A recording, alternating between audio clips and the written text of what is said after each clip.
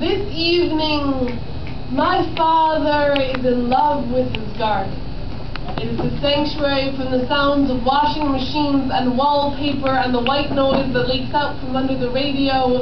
The dark is swollen with the glow of snapdragons, sweet with the smell of basil. It's hard to be depressed about the state of the world when you've seen the life that sprung from those two hands. My dad has always left me speechless, robbing me of my eloquence. He is the only person on earth who can reduce me to tears with a single glance if he wants to, and I have always been prettier on paper, so this is a letter of all the things I can never say. Dear Daddy, I am more imperfect than you could ever guess. I break hearts like it's a hobby, collect hickeys like some people do stamps, and pretend not to notice that my own pulse sounds like shattered porcelain. I'm not brave. I think I'm fat. I hate toast. There are holes in the bottoms of my favorite shoes. Dear Daddy, I don't know what you would do if you ever caught me drinking. Can't imagine the pain in your eyes if my slurred smile mimicked your father's, if you saw reflected in me the man who has shaped so much of your life.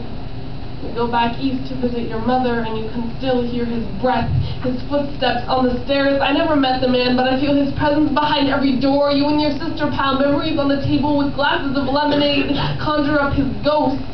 I suppose that one day I will read his books, his biography, and be satisfied. The shadows in my grandmother's bedroom explain. Dear Dad, you keep your stories to yourself so that when you are gone, you won't haunt me.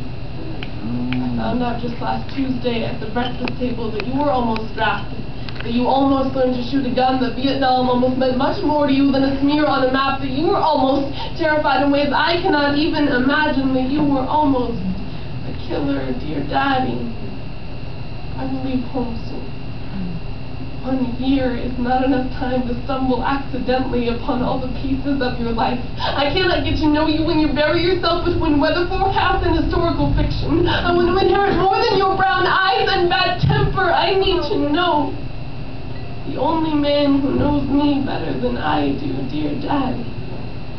How many of your secrets will I never get to hear? I can see them sometimes when you're angry, explanations curled behind your irises, buried between your knuckles. You've hit me only once. When the bruise blossomed blue across my upper arm, I tried to read your history in my blood vessels.